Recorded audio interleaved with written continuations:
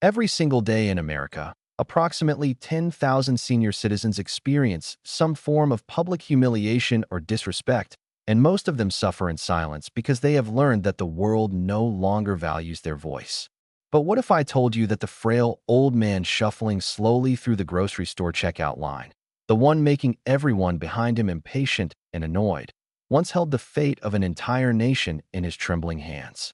What if the elderly woman sitting alone on the park bench, the one teenagers laugh at for talking to pigeons, once performed surgery that saved the lives of hundreds of children?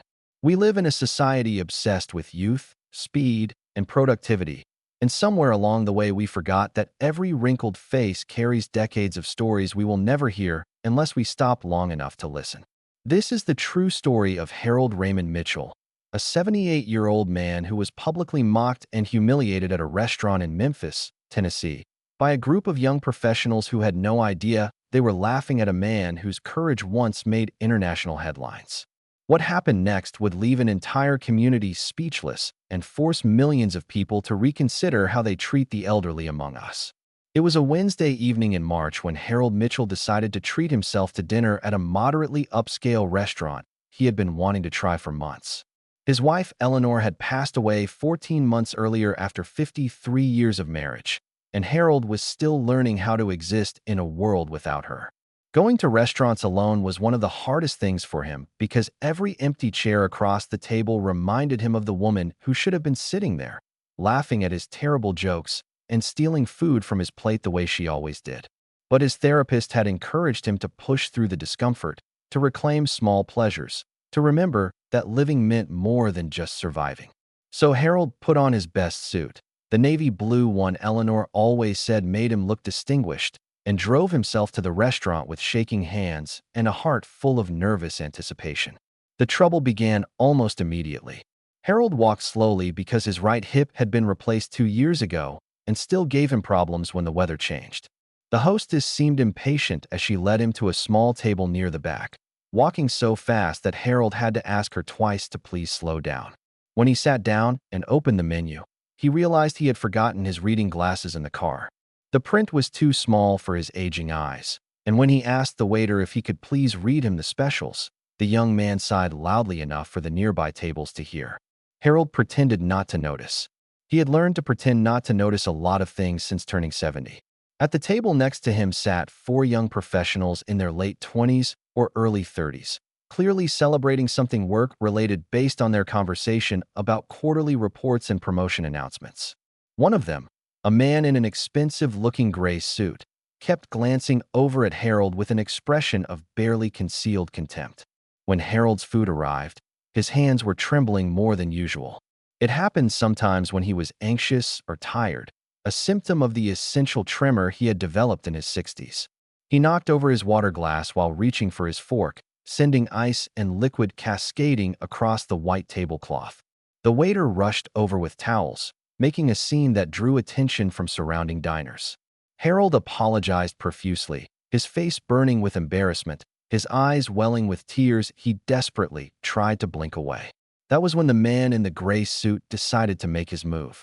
Loud enough for Harold and everyone else to hear, he said to his friends, "This is exactly why old people should just stay home. They cannot even feed themselves without making a mess. Some of us are trying to enjoy a nice dinner without watching geriatric disasters unfold." His friends laughed. Not uncomfortable, embarrassed laughter, but genuine amusement at the expense of a man old enough to be their grandfather. Harold sat frozen in his seat, staring at his plate, wishing he could disappear into the floor. He thought about Eleanor and how she would have defended him with the fierce protectiveness that made him fall in love with her all those decades ago. But Eleanor was gone, and Harold was alone, and nobody at that restaurant knew who he was or what he had done. What the man in the gray suit did not know, what nobody in that restaurant could have possibly guessed, was that Harold Raymond Mitchell had once been one of the most celebrated helicopter pilots in United States military history. In 1967, at the age of 22, Harold volunteered for his 3rd tour in Vietnam at a time when most soldiers were counting the days until they could go home. He flew medical evacuation missions into some of the most dangerous combat zones imaginable, landing his helicopter under heavy enemy fire to rescue wounded soldiers who would have died without his intervention. His official records credit him with saving the lives of over 300 American servicemen during his time in Vietnam. Unofficial estimates suggest the number was much higher because Harold never cared about keeping count. He cared about bringing boys home to their mothers. On August 14, 1968, Harold received a distress call that would define the rest of his life. A platoon had been ambushed in a valley surrounded by enemy positions, and 17 soldiers were trapped with no way out. Every other pilot in the region refused the mission because the risk was simply too great. Headquarters had essentially written off those 17 men as acceptable losses. But Harold Mitchell was not the kind of man who could accept such losses while he still had fuel in his tank and breath in his lungs. He flew into that valley alone, taking fire from 3 different directions, and made not one but 4 separate landing runs to evacuate every single wounded soldier. His helicopter was hit 47 times. He was shot twice, once in the shoulder and once in the thigh, but he refused to stop flying until the last man was loaded aboard. When he finally landed at the field hospital, he had lost so much blood that doctors were amazed he was still conscious.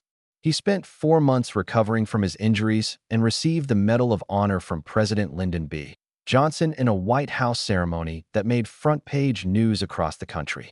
But Harold's heroism did not end when he left the military. After returning home and marrying his high school sweetheart Eleanor, he became a commercial pilot and flight instructor. In 1983, he was a passenger on a commercial flight from Chicago to Denver when the captain suffered a fatal heart attack and the first officer went into shock. Harold, sitting in coach with his wife and their 2 young children, made his way to the cockpit and landed the plane safely with 142 passengers aboard. That story also made national headlines, though Harold always deflected praise by saying any trained pilot would have done the same thing. In his retirement, he volunteered at the local veterans hospital, spending countless hours sitting with dying soldiers who had no family to hold their hands. He organized charity events that raised over $2 million for homeless veterans.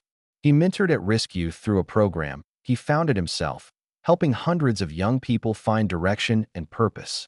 This was the man that 4 strangers decided to mock in a restaurant for having trembling hands and knocking over a glass of water. The story might have ended there, with Harold driving home in tears and the young professionals continuing their celebration without a second thought, if not for a woman named Patricia Owens who happened to be dining at a table near the back of the restaurant. Patricia was 62 years old, a retired journalist who had covered the Vietnam War for a major newspaper. She had interviewed Harold Mitchell in 1969 for a feature story about helicopter pilots, and she recognized him immediately despite the decades that had passed. When she heard what the man in the gray suit said, something inside her snapped. She stood up from her table, walked over to the group of young professionals, and asked them if they had any idea who they had just insulted. The man in the gray suit laughed and said he did not care if the old man was the Pope himself. Patricia smiled coldly and proceeded to tell them exactly who Harold Mitchell was. She described the Valley Rescue in vivid detail. She recounted the 47 bullet holes and the 2 gunshot wounds and the 4 landing runs that saved 17 lives. She told them about the Medal of Honor and the commercial plane landing and the millions raised for homeless veterans. She watched their faces transform from smug amusement to dawning horror as they realized the magnitude of their cruelty. But Patricia was not finished. She pulled out her phone, still recording, and asked the man in the gray suit if he would like to repeat his comment about old people staying home now that he knew who he was talking about. The man could not speak. His face had turned completely pale, and his hands were shaking almost as badly as Harold's. Patricia turned to the rest of the restaurant, many of whom had been watching the confrontation unfold, and delivered a speech that would later go viral when she posted the video online. She said that Harold Mitchell had risked his life more times before his 30th birthday than most people would in 10 lifetimes. She said that his trembling hands had once held the controls of a helicopter under enemy fire while bleeding from 2 gunshot wounds.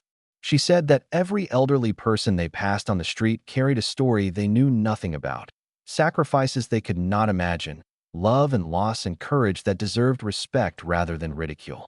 By the time she finished speaking, the man in the gray suit was crying. Not performative tears designed to escape consequences, but genuine tears of shame and regret as he finally understood what he had done. What happened next surprised everyone, including Patricia. Harold Mitchell slowly rose from his table and walked over to the young man who had mocked him. The entire restaurant held its breath, expecting anger or condemnation or perhaps just dignified silence. Instead, Harold extended his trembling hand and said something that would later be quoted in newspapers around the world. He said, "I have seen enough hatred to last 1,000 lifetimes.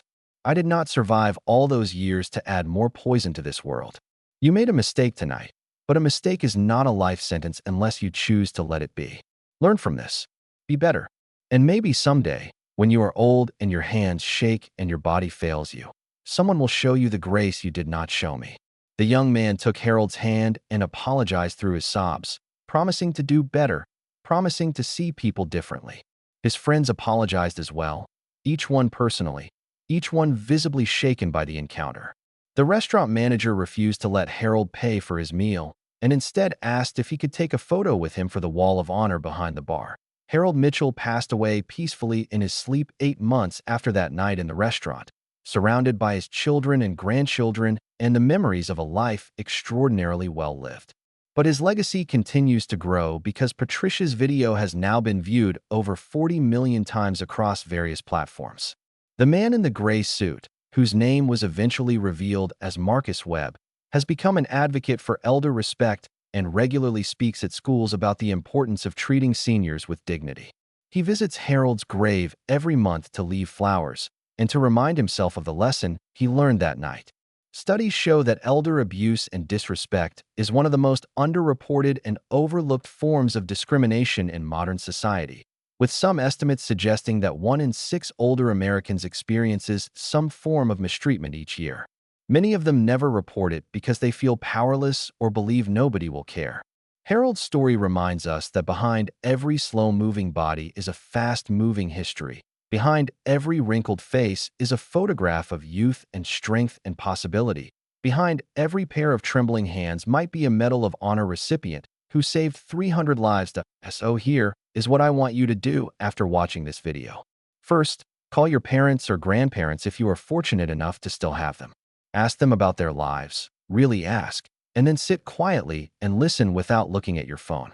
Second, the next time you feel impatient with an elderly person taking too long at the checkout counter or driving slowly in front of you or struggling to understand modern technology, remember Harold Mitchell and the 17 men who would have died if he had been too slow or too careful.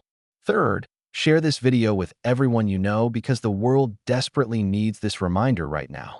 Hit that like button if Harold's story moved you. Subscribe to this channel and turn on notifications so you never miss another story like this one. And leave a comment below telling me about an elderly person in your life whose story deserves to be heard. Every old person was once young, and every young person will someday be old if they are lucky. The way we treat our elders is not just a reflection of who they are, but of who we choose to be.